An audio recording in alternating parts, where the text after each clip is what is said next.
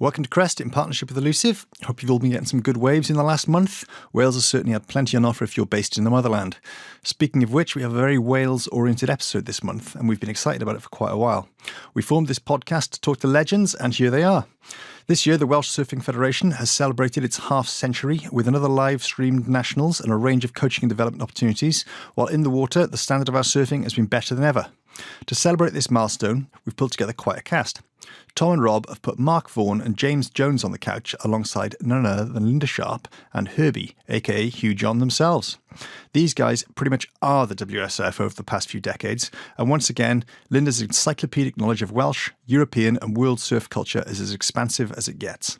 Flanked by the storytelling of Herbi, it's quite an experience to chat to the pair together. When we did a Surveymonkey of who you'd most like to hear from back in 2020, Herbi was one of the most suggested names. So here it is. You want legends?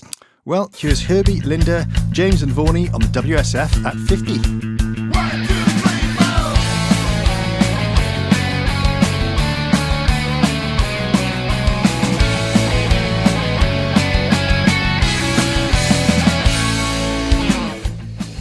4. Okay, hello and welcome to the special 50th anniversary of the WSF episode.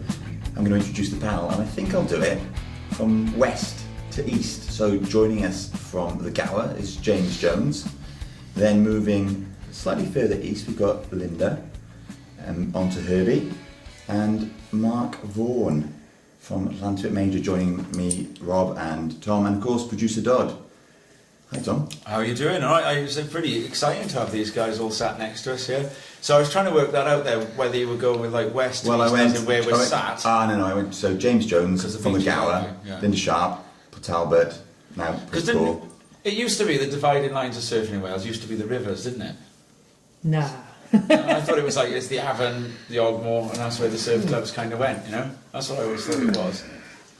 No, not really. It was, to start with, there were always two clubs on Gower. There was Gower Bays and Gower Lifeguards. Yeah. And then there was Aberavon stuck in the middle. Yeah. And then there was the three clubs that joined up to make Welsh Coast. Yeah. Is it 3? 5? And that was 5. All right. You know already. The rivers don't have that much. If you wanted to use it now, it would be a good way of doing it. Yeah. It would simplify things. It would, yeah. But it wasn't like that. It was Like regional rugby. Where were you born, you? I'm Bridgend originally. You, James?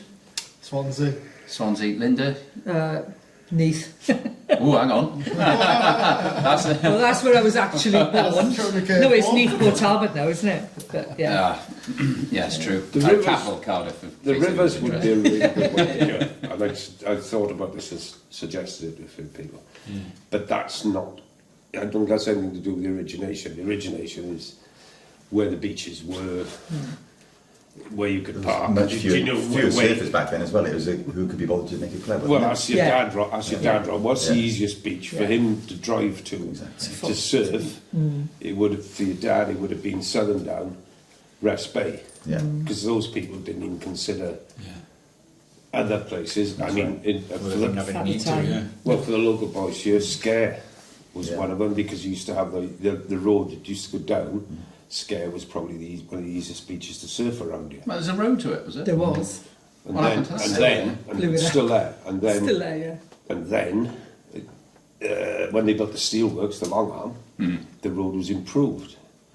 But you weren't allowed on. There's a good story For a about while you were. Jeff Davis driving, not Tristan dad Jeff Davis from Killeen driving down the old access road to Scare, and he got stuck in the sand there, and one of the big coal lorries or whatever it was coming through pulled him out, and he's in his dad's car, and his dad didn't know he'd taken it or something like that. And they tied it to the front of this lorry and drove off, and the front of the car left with the lorry. Yeah, that would be there were stones there. They were carrying big stones from the quarry down for the new harbour. That's why the Canelli quarries are there. Yeah. Just to feed the steelworks. Sorry, Lynn. So I'm saying it wasn't to do with geography. It's like you could say the same about Ireland. It was nothing to do with that. It was to do with Who was where, yeah. Well, what did you have? 30, 40 people? Yeah. Was it rivalry then, though, Huw, or was it just... Was it really. just more, you know... Not really. The more you could get together and pool knowledge and share It was, I think the only... not rivalry, it was... think it was to do with the contest to a certain extent. 'Cause It was that, but don't forget there was, what did you have in Wales between, I don't know, St David's Say and, let's say, Ogmore, just as 2 points of reference. 40 people? 50 people? All the people You're talking about 60s, mine. No, late 60s, most of the all clubs. I think it's the number 2. It's certainly in the first 10. I've got my mum's Welsh Coast Surf Club membership card, and it was either number 2 or number 6, something like that. Yeah. But it's within the first 10. I still got that 69. Yeah. But then your mum and dad from sort of Cardiff, that end, Paul Ryder, people like that. Yeah, Paul. Fluff. Yeah. Goes from Fluff, Paul Roger. was- Yeah, Logger. yeah, okay. all those lads. But Yeah. he just Lonnie? moved up and down the coast, and then sort of pockets of people started to appear in these places. The Gower had people, Porthcawl had people, and then Pembroke sort of developed more, Bob Rogers, people like that. So, you know, it's all relatively, well, it's within The my first memory, contests but- were held on the Gower. Yeah. They were Swansea's a long- 66-ish, when 65, 66. What was I that? don't know, Trophy, you I'm sent me old the enough, trophy the other day. Don't you look at your posts. You sent me the trophy of the first... He has a medal, wasn't that? Yeah. Yeah. Yeah, Yeah, the first it's- winner of the Welsh Nationals, Yeah. and he was, what's his name? Not your uncle, is this? This is I can't remember his name now. Dodd Jones? No, Peter's son, it. Isn't it Peter? Oh, no, it yeah. wasn't. No, anyway. Go on our website, you'll see it there. Yeah, no, it's not on there. It is, isn't it? There were Oh, groups might of be. people in Yeah, I'll Swansea. tell There you was a now. large group of people, The not large, first event, yeah. Yeah. biggish group of people in Cardiff because Yeah. of the universities and things like that. You know, there was a surf shop in City Road, I remember. Do you remember that one? Yeah. Seaweed? What's that Yeah. name was called? It There was were all really these old. things. 68 was the first one. So it was like Yeah, 68. Swansea had some Cardiff No, had that's the some. first one that's on there. That's I not the wouldn't doubt first Aberystwyth one. without a few. Basically because of the university. Yeah, like a Welsh And then one it in migrated and 66. developed a bit, didn't it? So, well, when did the club, like the Wilkinson Sword, start? Was that the first inter-club contest? Yeah. The Wilkinson Sword. It was. Proper, yes. But- Well, actually, there were like Aberavon used to surf against Welsh Coast Right. annually for a trophy, Yeah. and they guess they did, didn't they? You say got the trophy somewhere, haven't you? But they used to hold it if they could, a scare, because it was halfway. It was often held at Morfa good idea. or Scare, or you know, not on home turf. So we used to go down to Pembroke yeah, and surf against Pembrokeshire Club, but I yeah. mean that was Welsh a lot Coast used to later, surf like, against Pembroke, because yeah.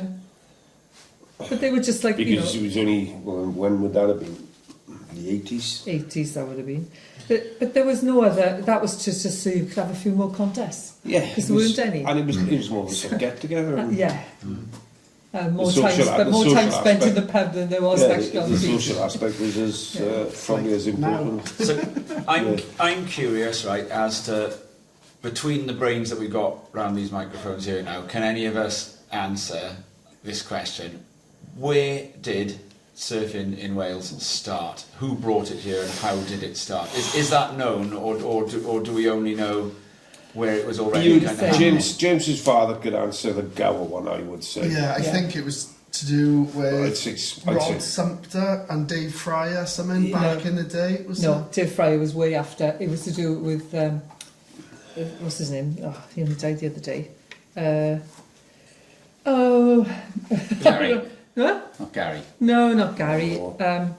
It would have been earlier than Rod Viv Sumpter, Gans. wouldn't it? Viv, Yeah. yeah. Viv Gans. Yeah, Viv, yeah. And Viv Gans was a well-travelled Yeah. young man. Like he was a really good tennis player, and he travelled all over the place. And I know Yeah. he was one of the first to have a board on the That's Gower. right, yeah. And I don't Yeah, know whether that's he right. brought it from somewhere, but we. I think it was a kneeboard originally, wasn't it? He started kneeboarding I or don't- something. Yeah, it could have been. I Yeah, think I'm it was not. a I'm not kneeboard. sure, but we probably only got to his knees. So Yeah. he used to like bodyboarding. Are we excluding the wooden belly board thing? Oh, everyone had those. Yeah, but it's our surfing, you know. I can't imagine this. Was there an Australian lifeguard in Langland or something? Yeah. Who's been credited as being one of the first. That's what I Might was be. thinking of. Something, Yeah. Because Yeah, this might be. would be how surfing came to Great Britain as an island, is Australian lifeguards, isn't it? Because in Newquay And it's- South African lifeguards. No, but In there's Jersey. the old royalty, isn't there? Well, yeah, there's a debate about this. There's a bloke in Jersey, what's his name? Always had a bald head. I remember his name. Any ideas, James? He's always at the bowlers. I know. I'll remember it in a minute. I'll ring him tomorrow. Last time I was in Jersey, which was what, I don't know, 3 years ago, no, pre-COVID, he brought some boards out and said, these are the original surfboards from Britain. And he reckoned they were the 20s and 30s. Yeah. 20s No, and 30s. hang on, stop now. Yeah. This is because Jersey's so close to France and all this, and Jersey's always had there's some very wealthy people in Jersey. Right. And he reckoned this is where it came from and all this, and you know the bloke. I know, I'm trying to remember his name. And he went on about it, and a few of us stood there and went, hang on a minute. And they were big French links because they reckon there were people surfing in Bay Ritz. There was a Welsh girl who was an actress who moved down there. Not an itchy foot.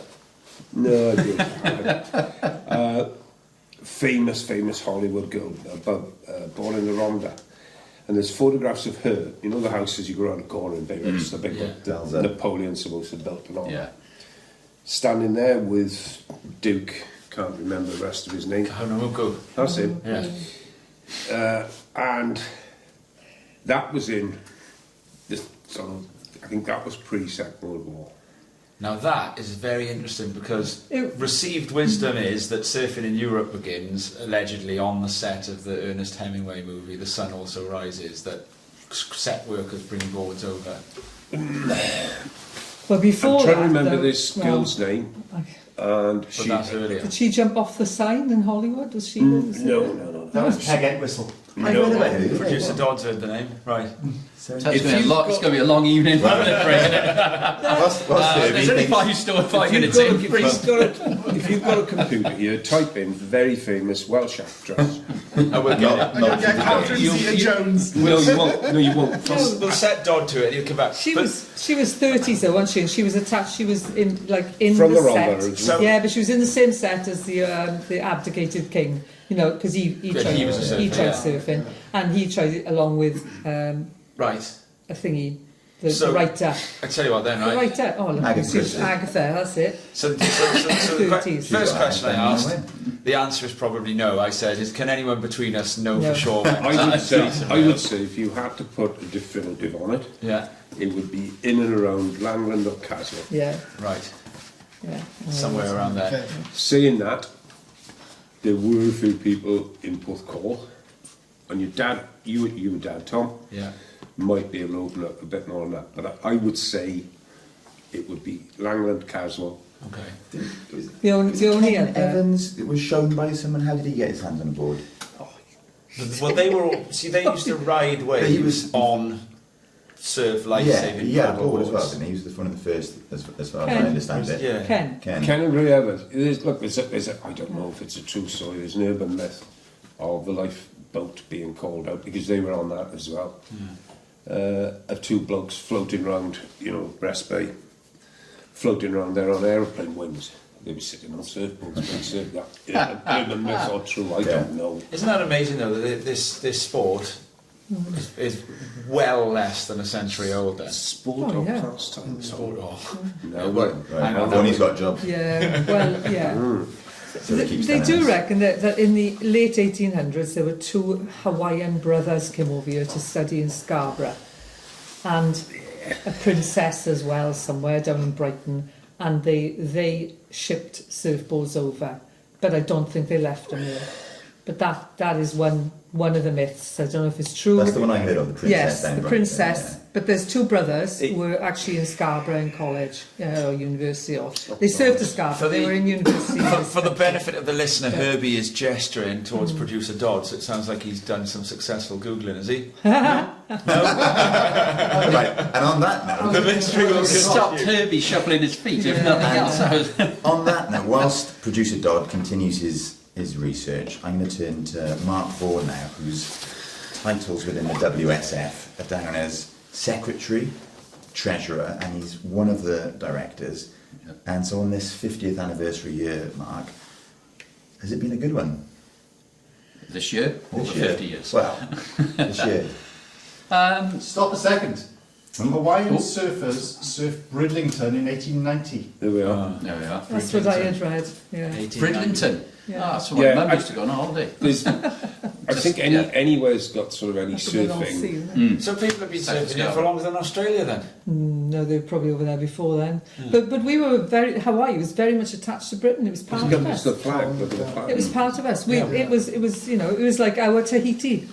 We should have held on to it. What? Somebody probably sold it to America. You know what they like? I bet we had, the Boris equivalent probably sold it to America back in the day. Let's get political. Yeah. Hang on now. And it was. Sorry, Mark, you were saying? No, I don't think I'm going to reveal anything as important as what was just shared with us. Well done, Dodd. So, yeah, this year, I think as Huw will tell you, and Linda, it's been challenging. Each year brings more and more and more and more. More and more to do, more and more events, more and more responsibility. But it has been successful. I think a year ago, round about now, we are hosting the British Cup in Atlantic Major, which was the first time the British has run in Wales since, I think, Fresh West, 2000. It was before 1990 something. Before Tucker won it. 1990. It was about that. Yeah, Tucker won it at Freshie, Matt Stephen in the final. No, in fact, was it Tucker or Bartlett? Bartlett might have won it. Yeah. And I remember it for a reason.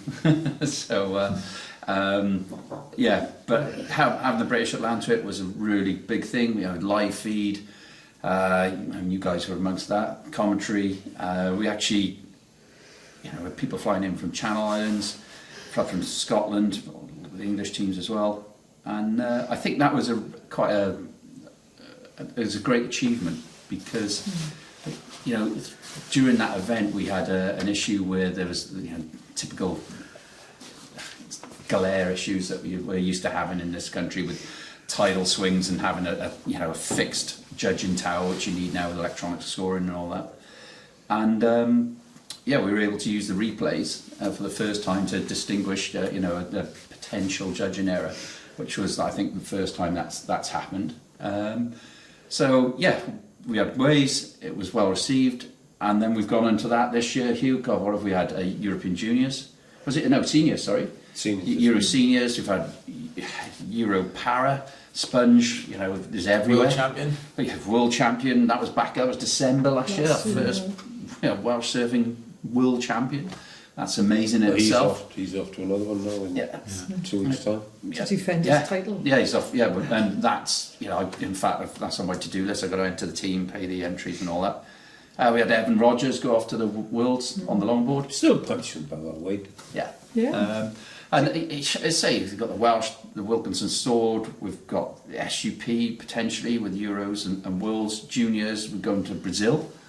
List goes on. It's a lot going on. And then you've got the surf school and everything else that goes and pork. I'm glad you said that. There's European Masters in Tenerife first sort of week of December-ish, which you boys are frightened to go to. I don't think it's going to be that big there. So, James, you retired officially on this show 3 years ago. I remember you saying that you were never, ever going to put a jersey on again. Tom, can I stop you there? I think they're frightened of surfing, say, a perfect left at about 5 or 6 feet.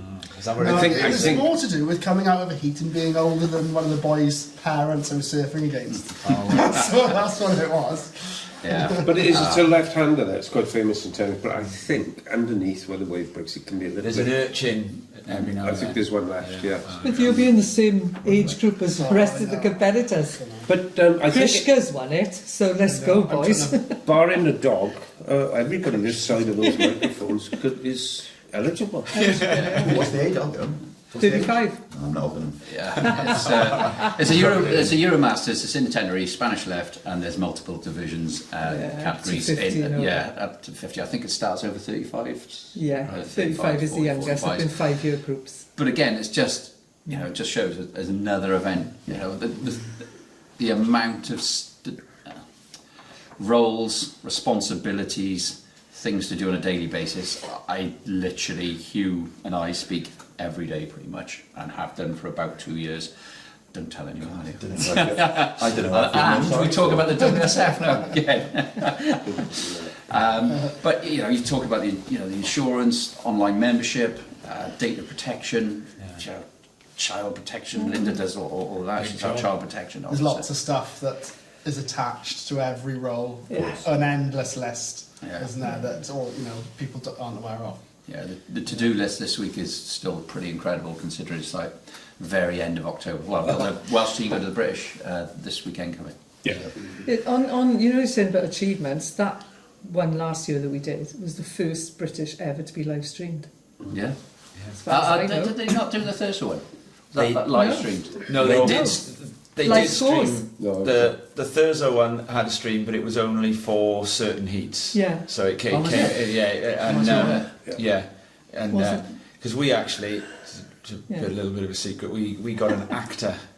Because when we interviewed Harry Cromwell after he qualified for the Worlds, Yeah. I they knew did too, yeah. someone, and we got a fella, George. He came in, and he actually we re-recorded the Yeah. buzzer go in and the live Ah. commentary. Ah, 'cause there yes, wasn't yes, one. yeah. So we had him going, "Oh, Harry Cromwell has just qualified for the Europeans." Yes, and he was I going, remember and that. it was quite In good. German, Yeah, it wasn't Hang on, it wasn't the whole event. Didn't Channel Islands stream theirs when No. Jay Quinn won? No, No. no, they didn't. I remember seeing something. I don't think it was No, it was a properly bit So of it'd be filming the off first, the it'd be beach. the first It fully wasn't live streamed streamed. British. There were some heats from the contest up in Thurso. Yeah. Yeah. And But Okay. yeah. yes, but not the whole event. And not the But replay in effect. the either. Welsh They- was the they first didn't event replay to it. be live streamed Properly, it's 6 us. months earlier Yeah. Oh, yeah. at Llantwit. Yeah. But that got lost because it didn't get live streamed into YouTube. It got live streamed into something else. Was it called Twitch or Scratch or something? I don't know. Yeah, so it was And there was one of the adverts had like a jingle that was authorized, that was copyrighted or something, and so it got destroyed from the. Bin.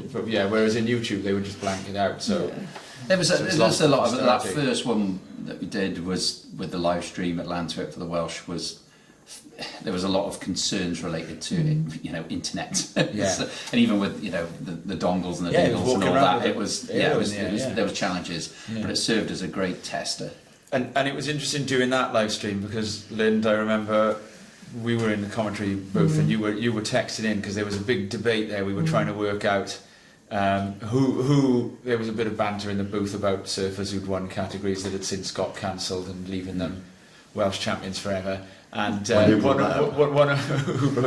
one of those that we were debating was Gary Lewis as having been the kneeboard champion. And I do recall though that Huw John, Herbi, you are a former British kneeboard champion, are you not? No, never been a champion at No. it, but But won it. good answer. No, I competed in a few times just to get team points. Yeah. Just, and that's all it was. Team play. This is Tom's. I got a sec. So you don't have a British title? I always thought you did. No, I thought you got a British kneeboard title. No. No British titles at all. No, I the only. You've got a few, James, haven't you? You got one. Lind, you got like loads, haven't you? 23. No, you're right. Yeah, Yes, so- Mark, I think I know where you're going with this. I got a couple of seconds in the over 28. Oh, do you? Longboard and what have you, but Yeah. never won a British title. Yeah, so I do you mention that to him much, you? Or, No. Linda? And we worked out when Linda was on the show before, it was either 23 or 24 when we added swimming titles to it as well.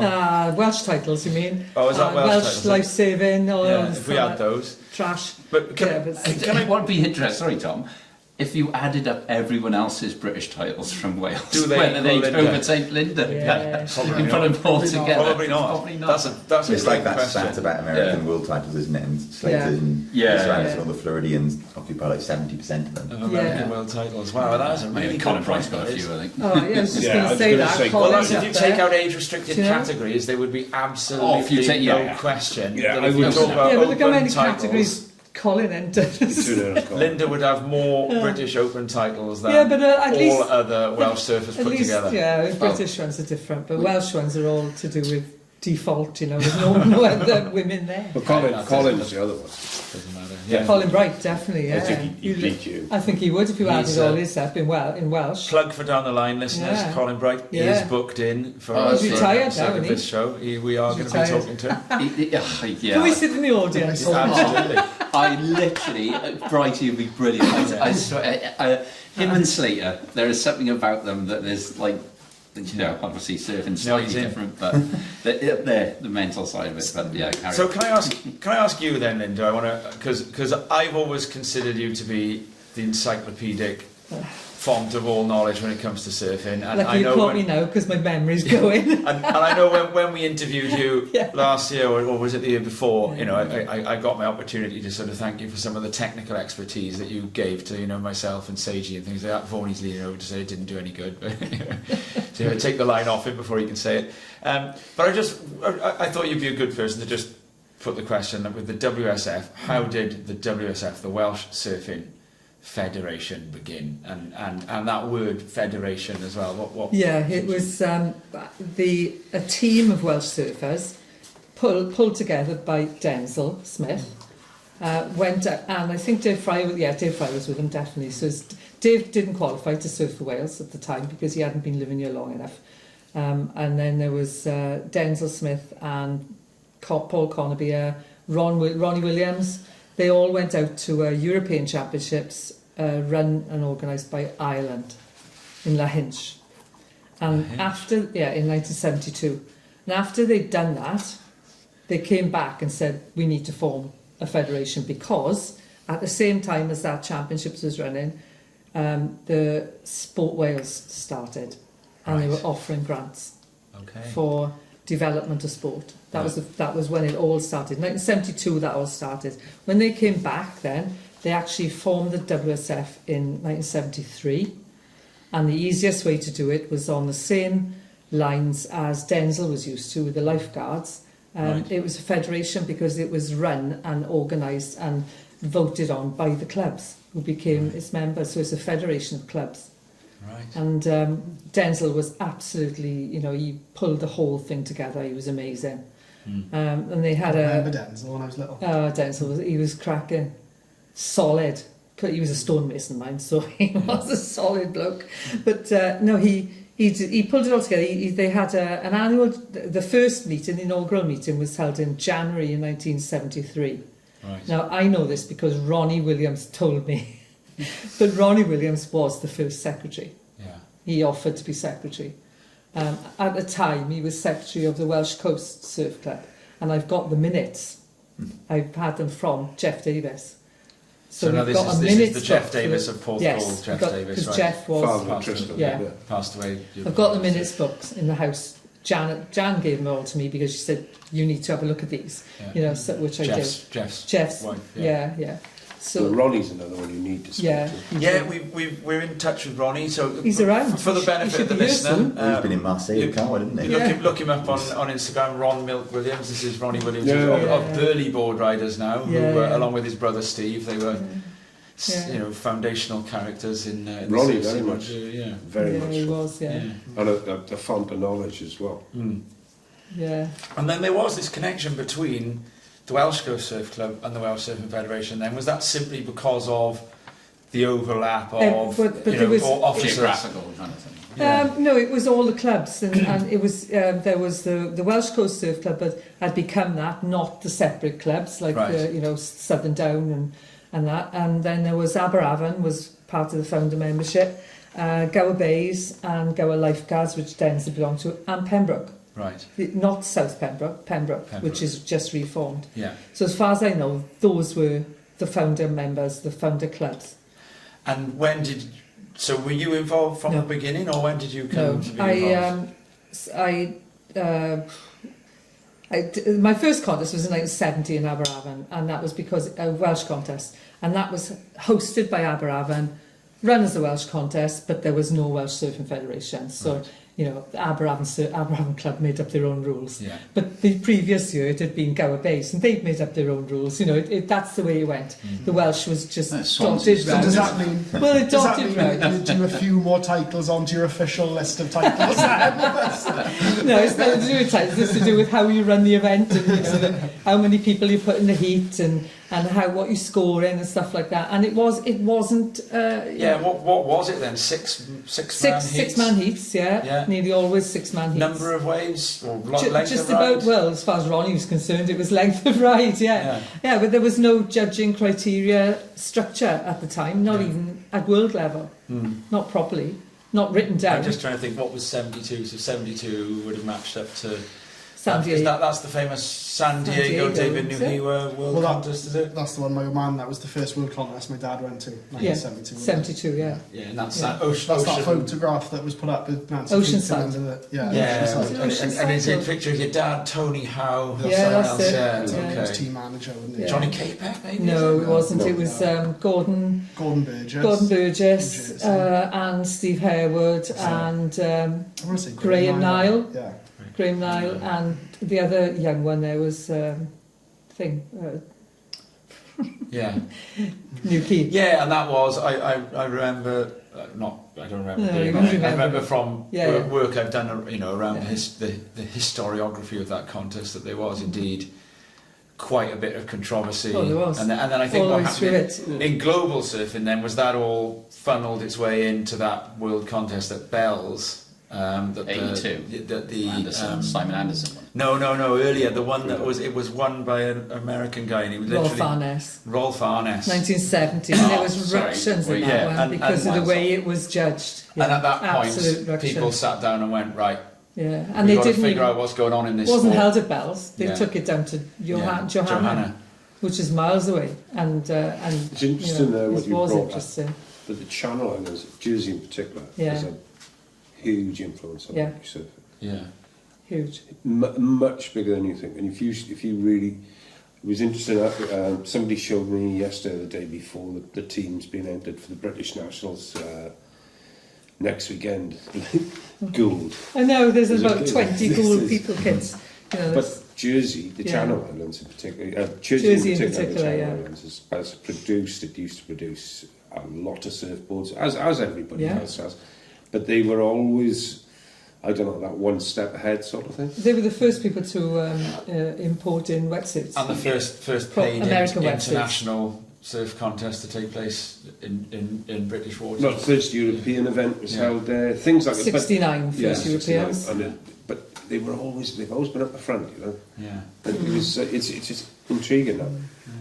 And then Wales's role, of course, in British and European surfing, between yourself and Herbi, it's kind of, you guys have been the sort of custodians of it for quite a while now. So I just want to work out when Herbi comes into the scene, because so you're in Bridgend.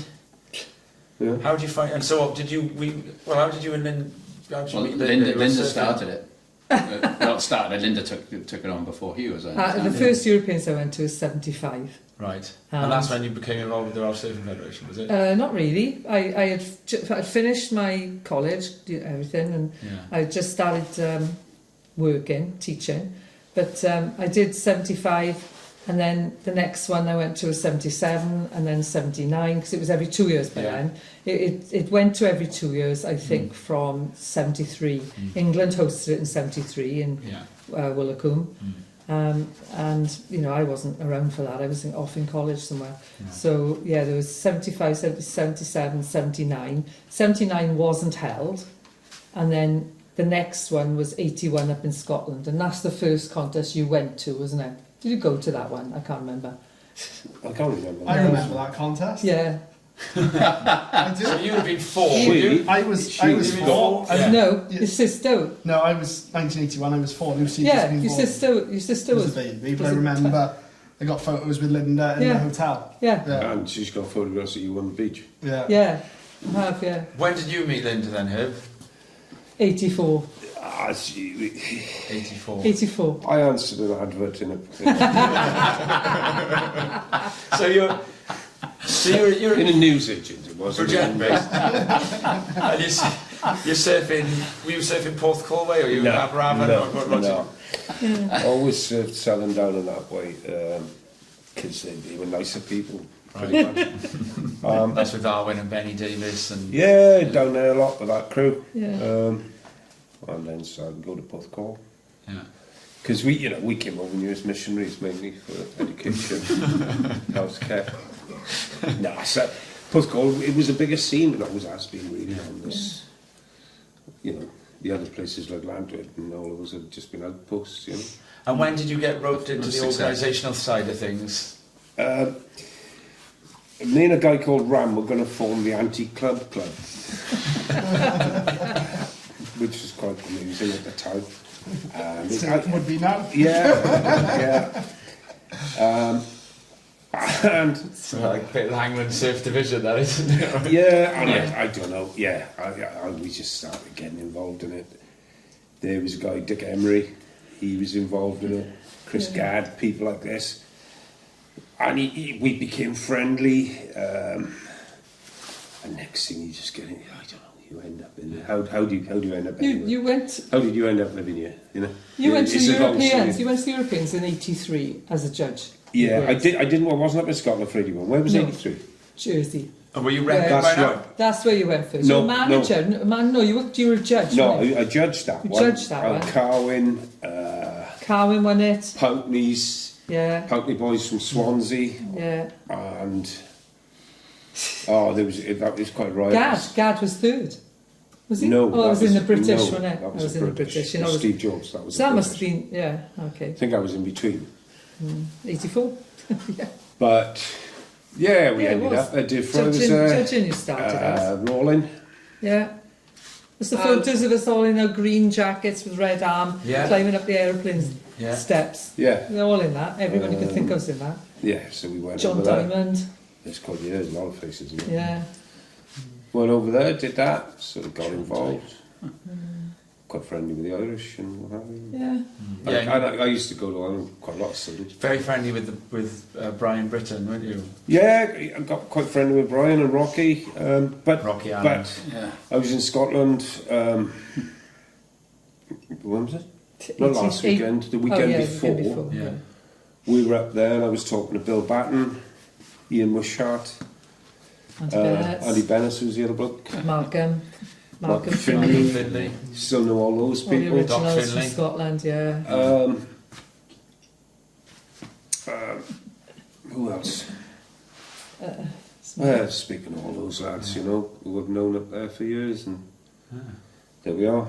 And then when did you start working in the surf industry? Because you Oh God, that were wasn't. you were Mambo. You had these locks of curly I'll black thank hair. you for that. So, thank you. Keep going.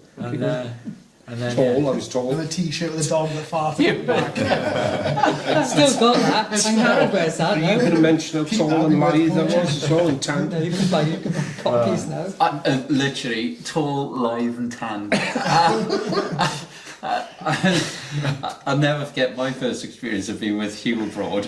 92. 92. Oh yeah, because the tan bit. No, 92 This man, for the this first man, junior he Europeans. goes all shades of sunset red, doesn't he? I've never seen anyone absorb the sun so quickly as Huw. I think It's the minor, pretty red. isn't it? I think It's the minor in your family. and lots of beach flexing. I was on a junior Europeans. I think it was France, and I was going, oh look at the sunburn on you, and he said, listen to me now. He said, right, you've been putting all that sun cream on, right? And when you go home, your tan's going to go in one day. Mine's going to stay all winter. So yeah, got involved, and there we are. Thirst for power. And now It's, president of the European Surfing Federation. vice president at the moment. El Presidente. Yeah, being president, but that I got to watch what I say. That wasn't. I've never wanted to be president of anything, and it's quite often some things are done tactically. Yeah. But yeah, so I've been involved with that lot since about the 80s. I remember a European Surfing Federation meeting in Portugal, and Francis de Stangan was the main man then. Very funny guy to be with. Yeah, and there was a petition about. I was rooming with you, and there was a dog out the back of the hotel that was keeping us awake every single night. Do you remember this? What? Portugal? Yeah, there was Costa de Caparica. There was someone would keep his dog out the room till about 11 or 12 at night. Now, if you stayed on one side of the hotel, this dog would be keeping you up every night, and if you stayed on the other side, you didn't know anything about it. So me and Herbi were on the poor side of the hotel, not the beachfront side. And then in this European Surfing Federation meeting, it was Francis Distangan and someone else.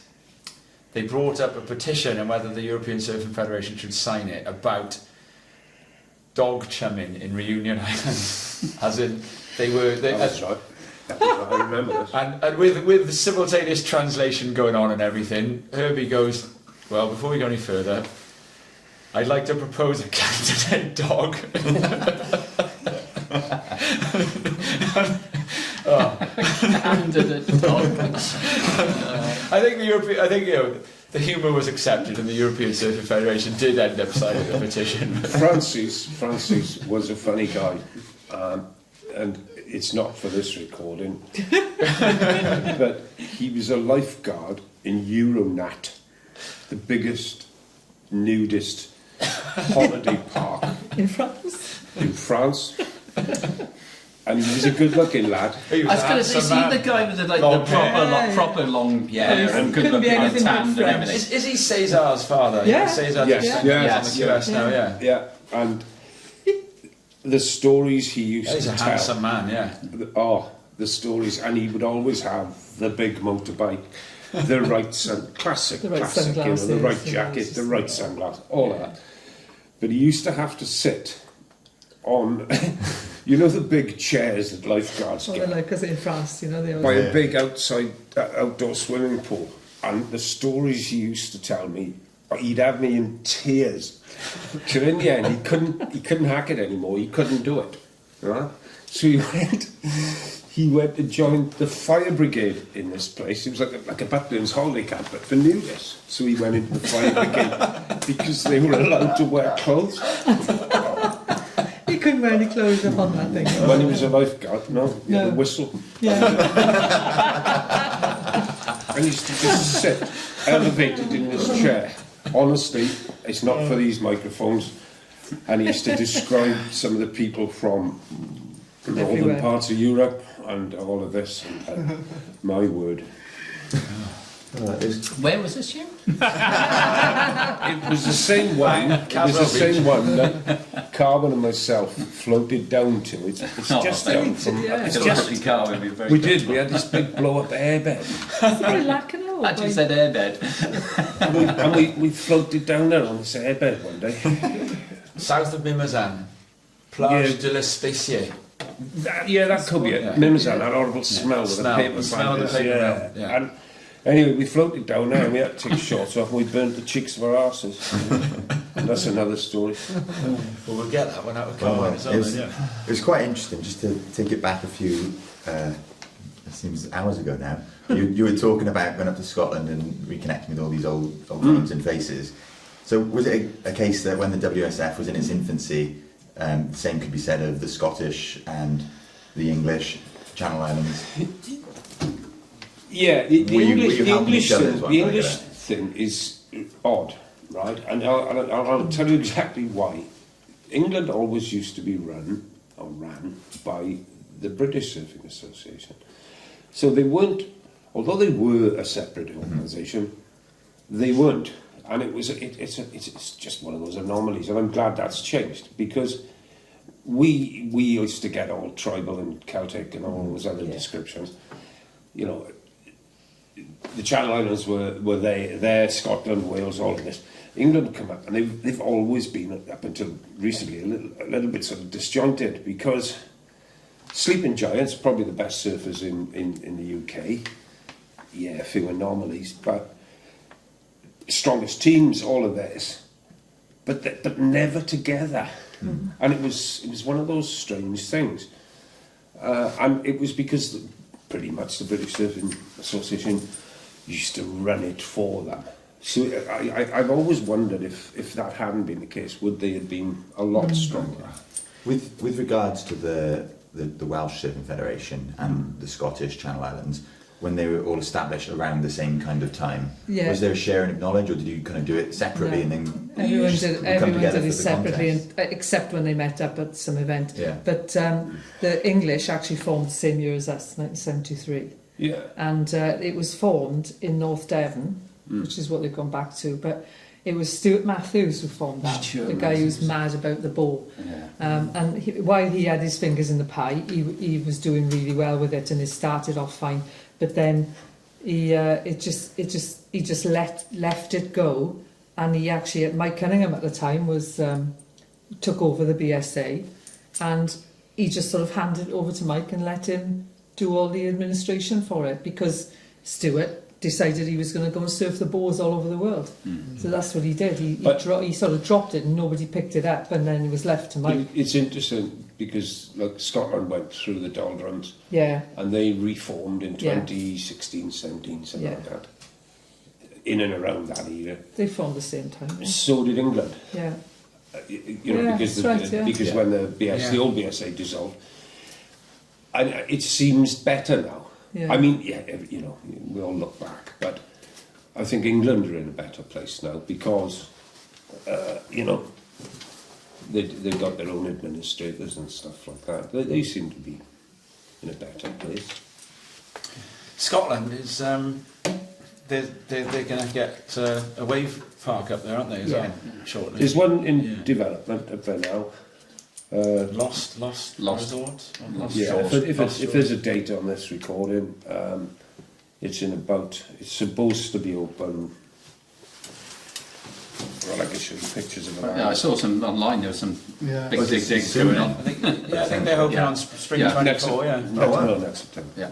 Yeah. The first one, and that, I mean, it's like all these things, you know. It's like how technology moves on, doesn't it? But that is supposedly bigger and better than Bristol, as the next one after Scotland would be. This is the nature of the beast. isn't it? Longer and hollower than the one in Korea, I'm told.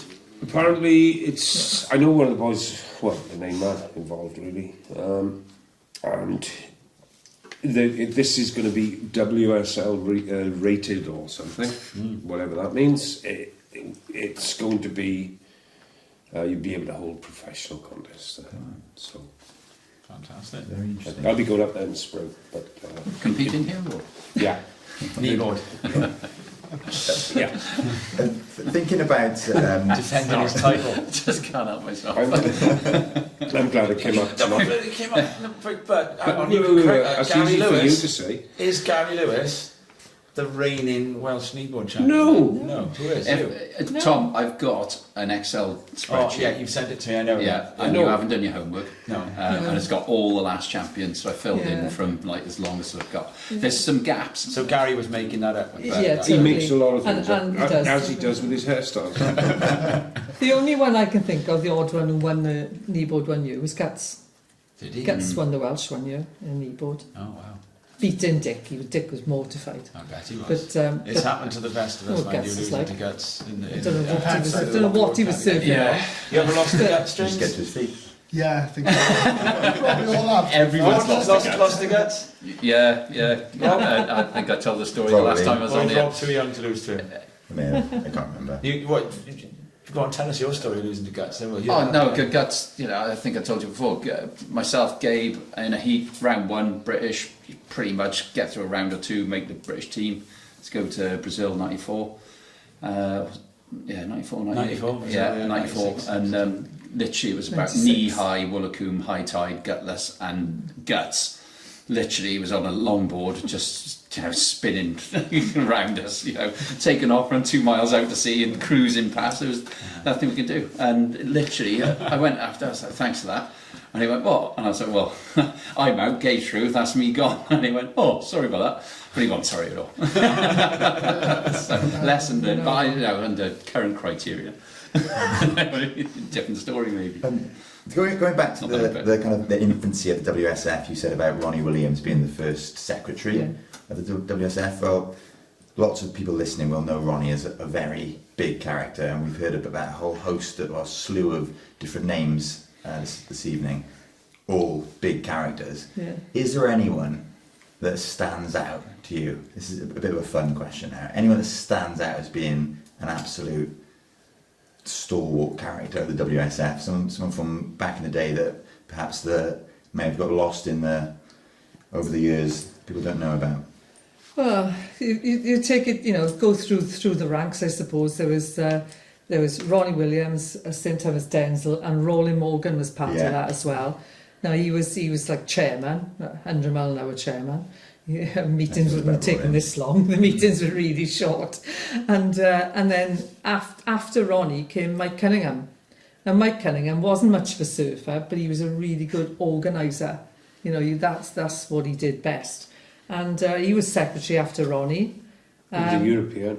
Wait a minute, but he was secretary of the Welsh, and then he was secretary of. Then he moved to a British job when, after we'd had like funding from Sport Wales, they were Sport Wales in the 70s. When it came to the early 80s, and it might have been 1980, Mike Cunningham, designed himself a job as a development officer with British Surfing, because they were on offer then. The British Sports Council, as it was then, it's not, it wasn't designed towards the Olympics or anything like that then, but they were trying to develop lots of different sports. So Mike wrote himself a job, got the job, and then he also got a Prince's Trust grant fund to go to Australia for 3 months. And shadow the Australian Surfing Association. Yeah, in other words, pinch their whole system so we could use it as well. And they were more than happy with it. Yeah. And the person running it at the time was Rod Brooks. Yeah. Rod Brooks was running the Australian Surfing Association. Welcomed Mike over. Mike spent 3 months out there stealing everything he possibly could. Brought it back and set up the BSA. Rod Brooks ended up an ASP senior. Yeah. Well, he he was running the Australian team. Yeah, for a while. Yeah. The ASP he ran, didn't he? Yeah. Yeah. But now he's a lifelong member of the ISA. He's still never separated himself from the Australian Association. Wow. But, Mike was also European Federation Secretary. Yeah, for quite a while. And he was the ISA Secretary. Yeah. So when they Up start, until about he was ISA secretary when we held the Worlds in 86. 86. But he was like 4 years before that. He was ISA I know, secretary. but he went on until about 19. No, and it wasn't much longer than that. It was because yes, it Fernando took it off. Well, it was. Yeah, it was. You're which right. was in California in. Yeah. I'll say 1990, but it's. I don't No, I tell you when Fernando took it on, when I went to Brazil in 1994. There we are. No, you're wrong. No, it was before that, was it? Oh, all right. Sorry, No, it's okay, I don't mind. Brian Britton No, took it. no, Brian Britton wanted You're joining it. us for And- another installment. 6 hours later, maybe 7, 8. Yeah, but everything burnt down, so all the records of the WSF prior to that are gone, have been flames. So everything before that is all like So it's all pinched out from of memory, magazines, all magazines, people yeah. knowing things. Yeah, so we're sort of relying on what people knew. And then he said, well, I'm not doing this anymore. He'd had enough, he felt like the world's against him. So that's when I took it on. So I said, I'll have to do it then. So that was 82. 81. 81. It was And And then before that was you. Christmas, So 81. you took over in Yeah, 81. 81. And then Herbi comes along about 85ish and Yeah, he's joins in- along yeah. with you. Yeah. And then you guys must have done it for about 15 Since years then. on the front line. The WSA. Till 96.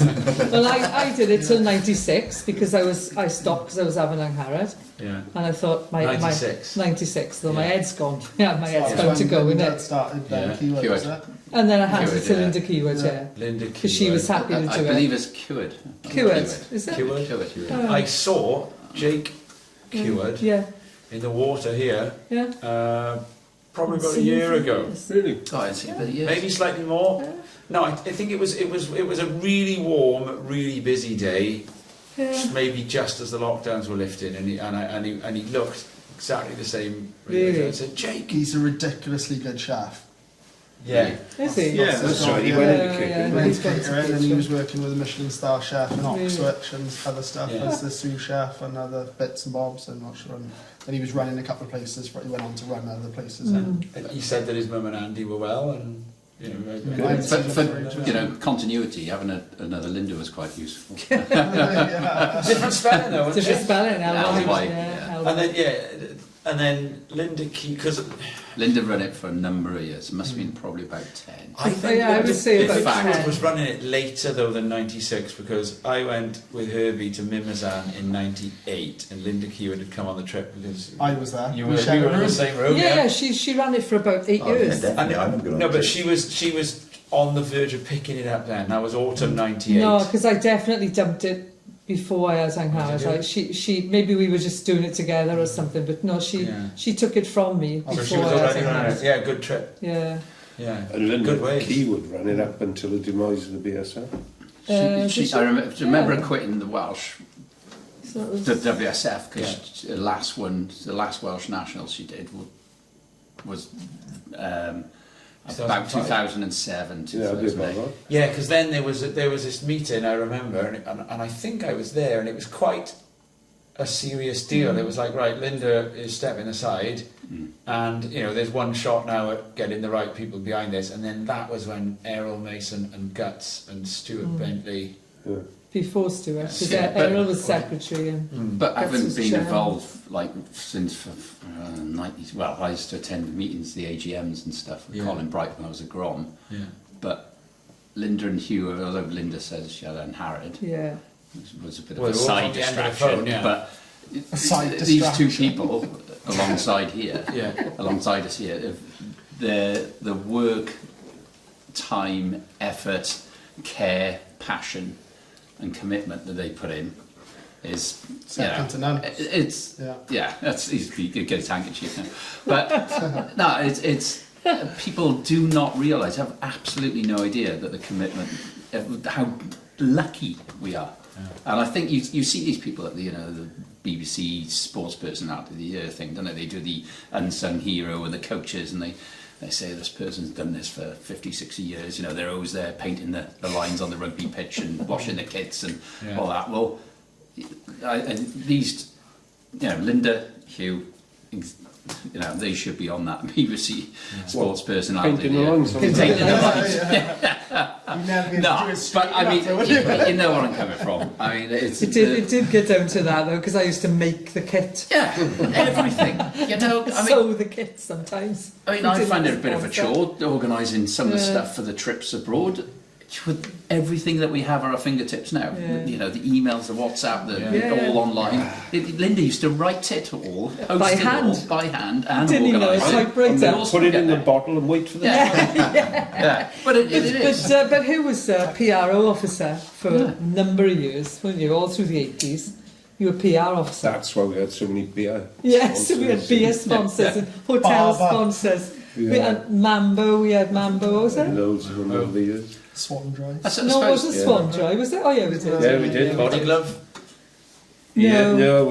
Red Wing boots. Yeah, Yeah. Those things. yeah, we No, did. I got a Welsh team top with body glove written on Have it. you? Yeah. Yeah, I think we make had doing yourself? that. Well, it was one because it was Simon Pob. Yeah, who died the other day. Yeah, and he was Yeah. Probert. Probert, and they were the Probert. same Rest in peace, mate. wetsuits as Solar. Was it where they were made in the Solar factory? Is that right? Oh, He was yeah. involved with Oh, solar could as it well be? sometimes. Yeah, because if I'm going to say thank you for this, Herb, I had a sponsor through the shop, body glove wetsuits, and I had a winter suit, and then my winter suit got stolen off the line wet, which never happens to a winter suit anymore, does it? But obviously that was what winter suits were worth back then. And then you told me that Body Glove had just agreed to give me another one, and that was 97. And in 2005, I went to Luke Young's wedding, and I ran into John Copley at the bar, and he remembers it exactly.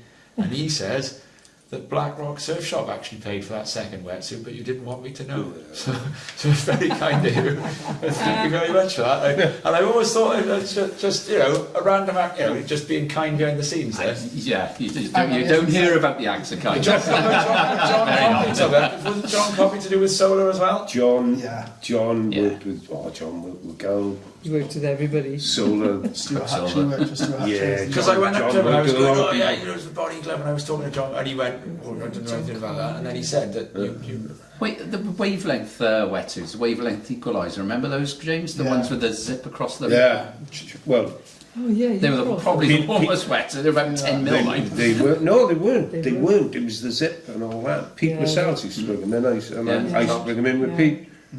And that's quite a funny story. Remember that night we were down with Pete and Mary one night? Yeah. Big shipment came in, and the day had started badly anyway, because me and Pete had to go to Exeter Airport because they'd been air freighted in. And it was just chaos. There was a goat on the M5 in a trailer. The trailer, honestly, we were driving down the M5, and this is a long time ago, and I had a phone at the time, and Pete had a phone. Yeah, it was like a suitcase. Car phone, When like you a car Yeah, phone. you could only put it in the car, you couldn't carry the damn thing. Yeah, it's huge. But he was driving down the motorway, and I'll never forget it on the M5. There's a goat in a trailer. The trailer had come off the car, but it was a bloody big goat, it's, you know, big thing with horns and hair. And it's just looking at me, and I'm thinking, it's a goat. So I got past that one, I carried on, and then there were 2 trucks that had an accident, big Arctics, big things. And one of them was spinning in the road. Sounds like Mario Kart. This was one of those ridiculous things, so I phoned Pete. I knew Pete was coming from the other way or whatever, I can't remember, meeting him in Exeter. I said, Pete, where are you? We should traffic on the M5. I said, anything to do with the goat? He still don't know. Because he was an hour behind me and all of this. And when we actually got to Exeter, you had to go to the customs bit, which are the bonded warehouses, whatever they call it. And there was 2 coffins in there. And we were like standing, I can remember looking at each other going, uh-oh, hang on. And no, people being repatriated back to wherever. And yeah, and then we got down there, and you were down there for some reason. You've been down to stay with Mary. Anyway, ended up, we got all these boxes there, down into the old barn at the end of his yard. And we opened them up, and we were halfway through, sort of counting on, 200 extra large, whatever. And Pete went, oh no. I said, what's wrong now? He said, look at the neck. And they'd all come in, winter thicknesses, but they're the summer, British necks are that high, summer necks are that high. It's just like, no. And they come in from Thailand, Chiang Mai, and that's it. That's the whole season gone. There's nothing you can do. That's the season of So I remember standing there. Your dad had ordered some and all of this, and we were just you got a lorry of factory seconds. Pretty much. And we Which were all haven't been like, checked. well, no, there was something out on a piece of paper somewhere. Yeah. But, hey ho. Gull did a big same thing years before, well, probably around the same time. They got all the measurements wrong for the arms, so they'd swapped. They'd got the lower leg. Yeah. So every single wetsuit that got produced and cut, all the arms were huge. So you put the suit on, it'd fit you fine, put your arm in, it'd be big baggy arm. Right. Whole winter. Oh, is that why all the Landtip boys are wearing gull suits around there? Could be. So that brings us up to we're getting there. Errol Mason, we're on Errol Mason cuts, and then Stuart Bentley comes in, and then I think by now Angharrod's kind of grown up-ish, and you and Herbi start coming back in. Well, he never left. He just kept going, didn't he? With chairman for ages. Well, he was chairman, and then was there a president? Yeah. It was a president, wasn't it? Yeah, chairman. They just look. Those things are just titles. And then it's not that. It's not that. They just serve a purpose to fill a gap. There's a few people that we probably skim past as well. Steve Lethbridge, for example. Johnny Capek. Johnny was chairman for in the early days in the 70s. Yeah, for sure. I mean, you'd like someone like Tim Jones, who was running the Surf School for us. Yeah, Tim was never As I involved. say, Dick Emery was always around. Steve Jones was chairman for a couple of years. Yeah. And like you say, there's been people in and out of there. But like you say, if you want, biggest characters as far as WSF's concerned and setting it up in the old days was Mike Cunningham by far. And then he went on. And pardon? And Pete's always been. Pete's always been there, but he's never been part of the association. It would, because Mike was there all the time. Mike was part of the Welsh. Denzel was still there, and Denzel came with us. Denzel stayed with the WSF until he was like no longer needed. Denzel was the perpetual beach marshal. Any contest you went to, Welsh or British or European in some cases, Denzel would be there in his red jacket and his little hat and his clipboard, and he would time all the heats, and he would do the flags on the beach, and he was always there. Preedy and John Purton as well. John Purton was the last treasurer I took over, and still getting letters addressed to John Purton. And before that was Paul Preedy, that's right. Yeah. John Purton would have been the early 2000s. I took over as treasurer in 97. Yeah, it was before that. Paul Preedy was like when I was still Same there, time as you, yeah. and he went over and he was with Linda Keywood, and then Yeah, John Purden was with Linda Keywood, basically. yeah. Yeah. And And, James you know, has been taking on the surf school since when? oh, 5 years He's done now. 5 years, Yeah, so he's 5 fresh, eh? years. yeah. Yeah, and He's the new boy. This This actually leads us really nicely into the kind of next part of this conversation. The WSF celebrating its 50th anniversary. It's got to the point, I think, Herb, you mentioned it earlier with the Goulds in Channel Islands, and Linda, you said there's Goulds everywhere. It's getting to the point in Welsh surfing now where there's multi-generational members. In fact, we're into the third or in some cases fourth generation WSF members. Yeah. James, you are one of those. As Vaughan just said, you've been running the WSF Surf School for the past 5 years, and obviously your dad, although I don't think he's ever occupied an official title within the WSF, he's always been very close to it, or closely aligned. Certainly one of those, Strong supporter. yeah, one of those faces and names you associate with WSF. So, Yeah. what does the WSF mean to you? Well, without it, we would. Well, I certainly wouldn't be sitting here, and same as Vaughan, you know. So, and Tom and yourself. So, you know, it's kept Welsh surfing together. It's given all Welsh surfers, grommets, you know, something to aim for. You know, even back in like my dad's day, he always said, you know, he wanted to win so he could get in the team, so he could travel and see the world. You know, that's bare bones of it basically for him, you know. And even when I remember my first Welsh down in Manabia, probably in about 1991, and then the following year thinking, right, if I get to the semi-finals or whatever it was, I can go to the Europeans, you know. And that drive to get into that final bit, to be part of the team, to represent the country and everything else. So obviously without everybody else that's been mentioned, you know, Herbi and Linda, if that had all failed, none of that would be there. And, you know, for me, it's really important for like my little kids now, and, you know, wanting to be in the Welsh, get in the team and be part of Welsh surfing. I think that's probably echoed, and it's a story familiar to certainly lots of us in this room and lots of people listening as well. Thinking back, going to your first Welsh and those aspirations of representing your country, but it's not only shaped your kind of competitive career, but also your life to some extent. So you're running the WSF Surf School now. Yeah. I run the surf school. I've been managing it for 5 years. I think it's the oldest surf school in the country. Linda might, according to my dad, it is, because he reckons it's the first one, because it was established in 1981. And as far as he can remember, there were no other surf schools anywhere. Right, in the it's country. the first properly organised one, because it was after Mike brought all the awards back, and so Right. people could be properly qualified as surf coaches. So it was the first one to operate once the surf coaches were accredited. Yeah. And well, yeah, you know for a fact, Huw Jack was going before then. Oh, was that? And Huw Jack was was that? That's down in in the Penzance. 70s. right. Yeah. It was Yeah. it's Yeah, seven. Just outside House of, Seven. Yeah, but they were teaching people to surf, but you know there was no organisation Yeah. attached to it. But they were charging. They were charging for people to stay there and learn to surf and borrow their boards. Yeah. But that was like 70s. Wasn't there like a TV documentary on it Oh recently? yeah. It's on YouTube. Yeah, You can see it. it was like a lively place. I mean, Oh. before my time.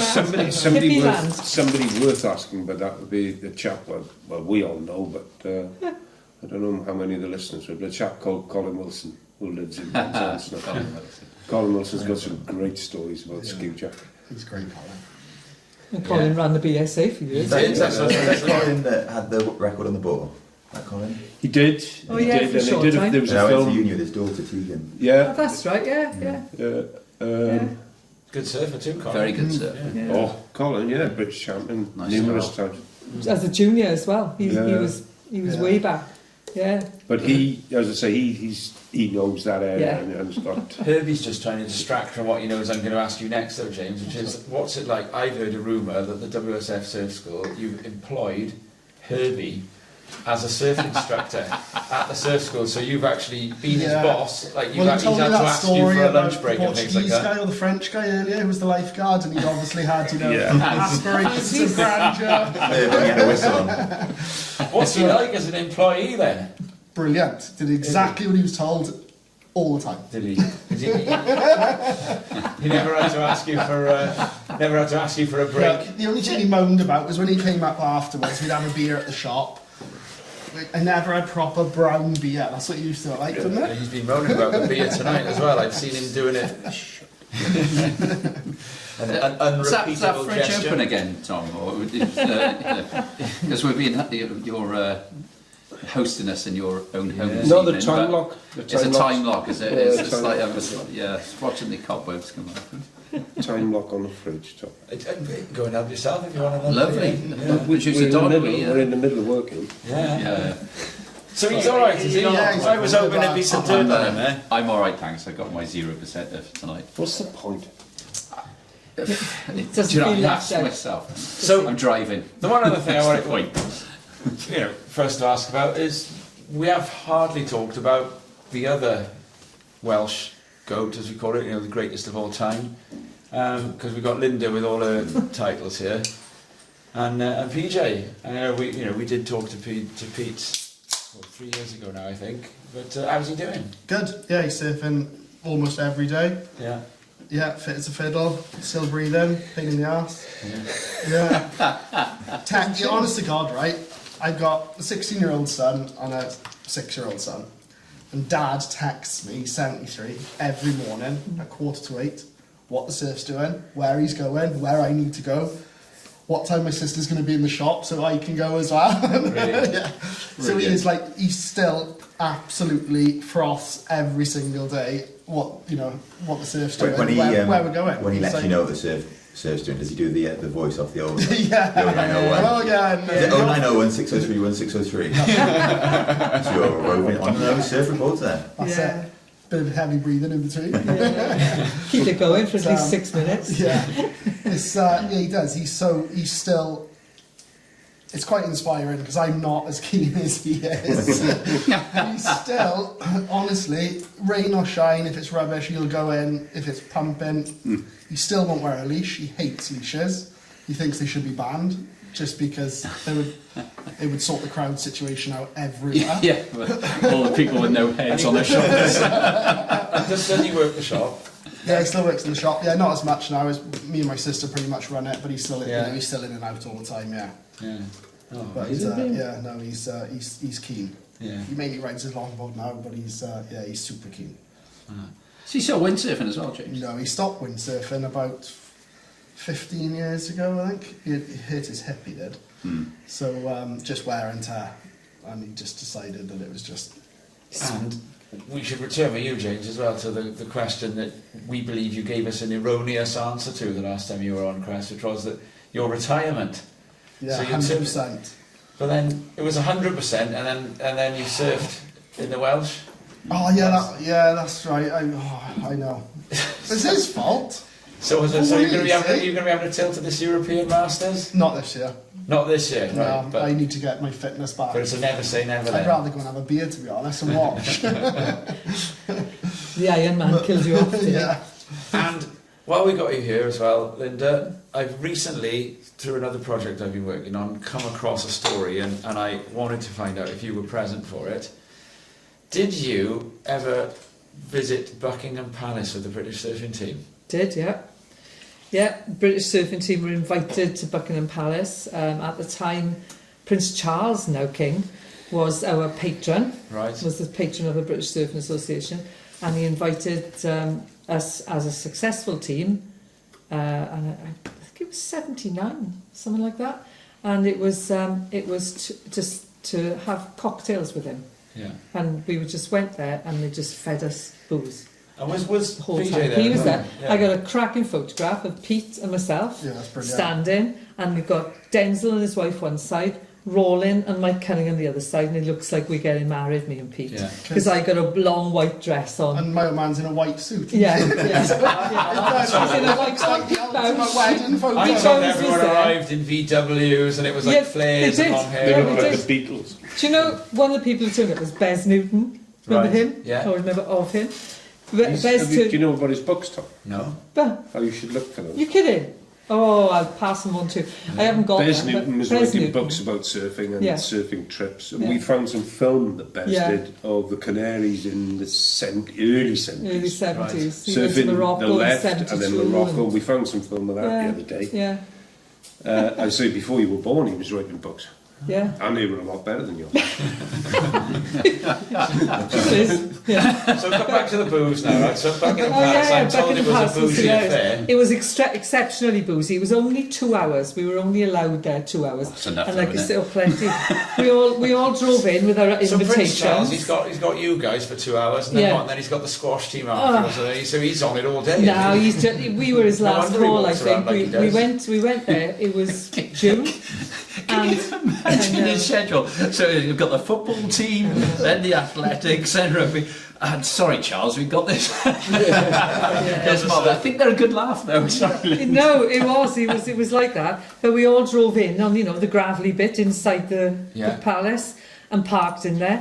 And No, we don't know. No, you don't know. But well, you can see it on Google. Dad's still got his invitation. Yeah, I got my invitation too. I still got that. But it was. This is good though. This is It was exactly hilarious. how I was told it. There's a Yeah. gravel turning circle. Yeah, big gravel turning The VW's all circle. pulled up. They did, and all just stopped, and wherever they My stopped. man rented a green Rolls Royce. Steve Daniels. You rented a what? They had a green Rolls Royce. And he went in for It was Mike Cunningham's Oh, father-in-law's. was it Dad's? He rented it. No, it was Mike Cunningham's father-in-law owned D coaches in Morrison, and it was his car. Oh, the glamorous So, car. this is great. So it was me, I know your Steve dad. Daniels stole a couple of toilet rolls. Oh, He yes, still he- got them. Yes, he did. Yeah. They were. There was four of us in this car, right? There was five it must have been, because it was Roland, Mike Cunningham, myself, and your dad and Pete Bounds, and we all Mike Cunningham drove us up at about 100 miles an hour all the way along the M4, and then Did you go on the day? Yeah, Oh, so and we lucky not to get a changed in the traffic jam, underground right, car park in Hyde Park. Right. Because we all took our clothes with us, so we got out to underground car park in Hyde Park and all changed into these clothes. Did go back in the car, drove back around, drove in, and stepped out. And like your dad had a white suit, Pete Bounds had a maroon velvet suit that he'd worn to somebody's wedding. Still is though. Oh, But there is an image of there's Prince photos Charles, of or it. now King Charles, surfing at In some point. Aberystwyth. Did he try and talk to you about surfing? Yeah, he did. He had an opening for everybody he spoke to. He'd found he had a little bloke alongside him, mind queuing him all the way through. Right. But he did have surfing conversation. Yeah. Yes, he did. The one thing he impressive, did isn't say to my old man, and Yeah. his dad was Yeah. with Graham Niall and somebody else, and they all had massive moustaches. And Dad always recites his story, so I've heard it a billion times. But Yeah. he said he just sort of appeared into the room. That's it. Yeah, we'd all been there at least half an hour. Having a And drink, and he just Drinking, appeared, drinking. and he said that he Yeah. walked over to they were the three of them, and he said, "I noticed all you surfers have moustaches. Does it keep you warm in the water?" yeah. and Dad said Graham had this massive cackly laugh, but they were all pissed, so Yeah. they were just everyone just burst out laughing, Yeah. and that was how he Yeah. Do you have any memory? I'm told Rodney Sumpter couldn't take his whiskey. It wasn't in the palace. That was he was thrown out of somewhere, but it wasn't in the palace. Right. Because he knew of a Greek restaurant when we'd finished. Right, it was 6. I think it was 6 till 8, something like that. And Charles was only there for an hour. So when we'd finished, we all dribbled He was off out to meet the there. squash team and the rugby so team no. and the fencing team. No, probably is the woman who's now his wife. but I know it doesn't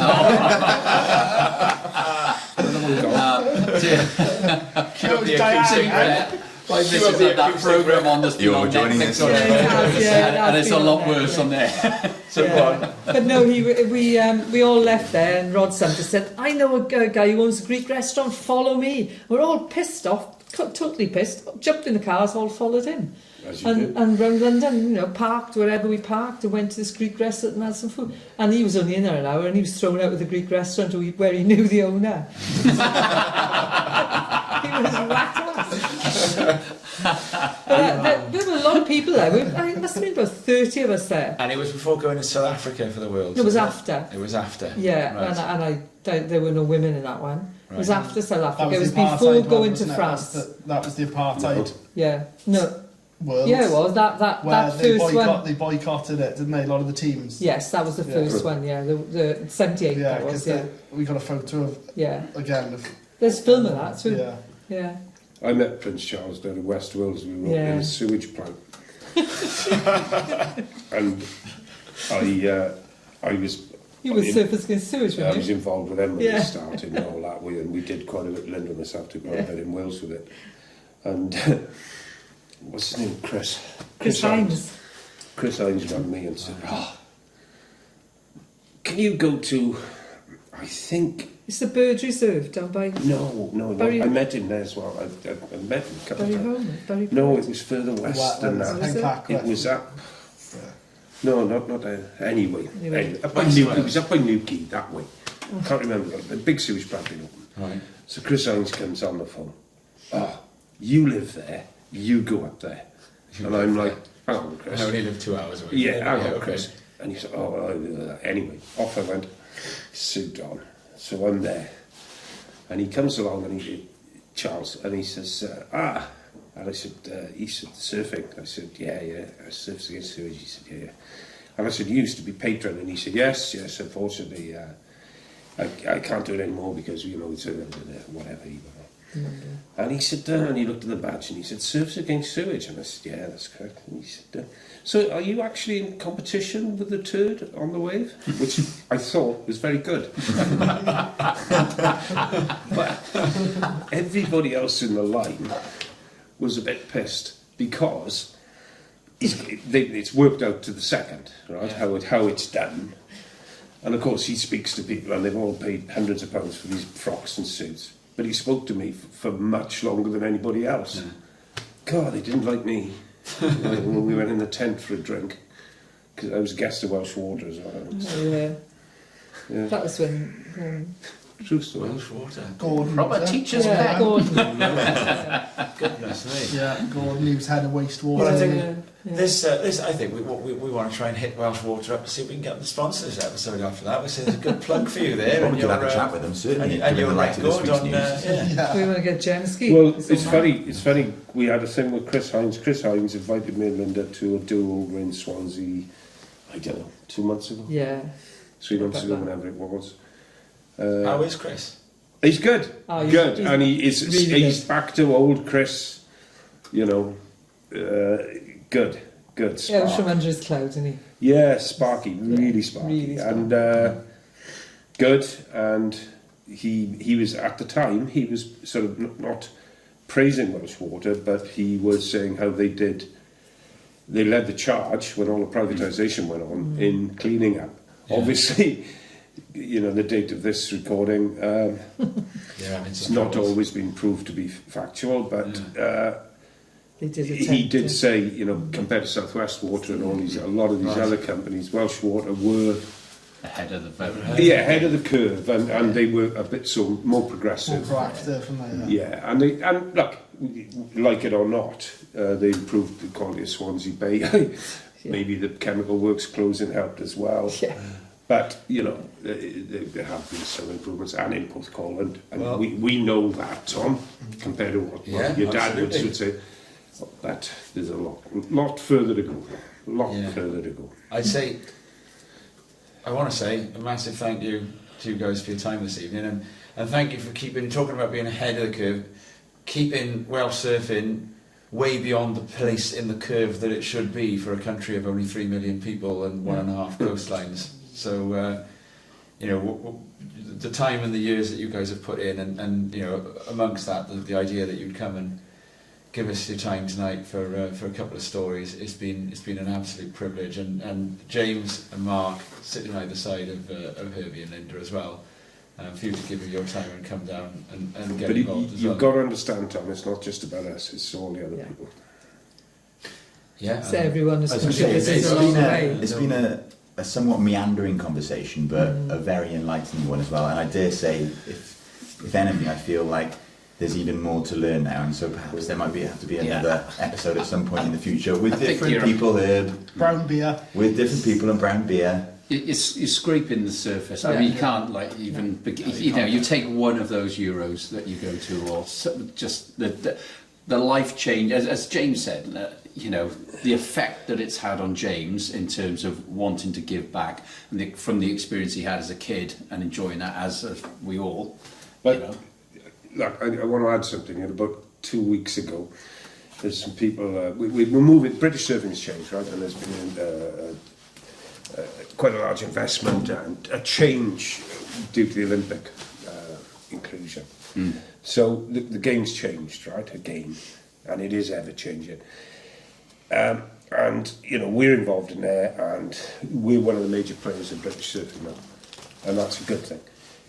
But one of the people involved in British surfing, Joel Gray, we were doing interviews for jobs and what have you the other day, and one of his questions, he said, and he was asking candidates, what does it mean to be Welsh? Good question. And it's a really strange one. And I sat there when he pulled that one out. I thought, go on. And I was part of the interviewing panel, and I listened to the answers, and it was intriguing, intriguing. But the reason, and I'm not going to go into that, but the reason I sort of try to talk over there or butt it in is a vast amount of people involved in this over the years. The odd favour year, 200 quid, whatever it is. It's not just 2 people. And it does relate to that. What does it mean to be Welsh? He was right. A lot of supporters, and you know, the people. Sometimes it's because of the kids are involved, but it doesn't matter. You know, and some people just come along just right when you need them. Companies, businesses, individuals, and we are reliant on the money of our membership, and the events, and the generosity of the Welsh surfing public. That's massive. And there are so many people that I can think of that have stuck their hand in the back pocket, you know. Yeah, all sorts of people.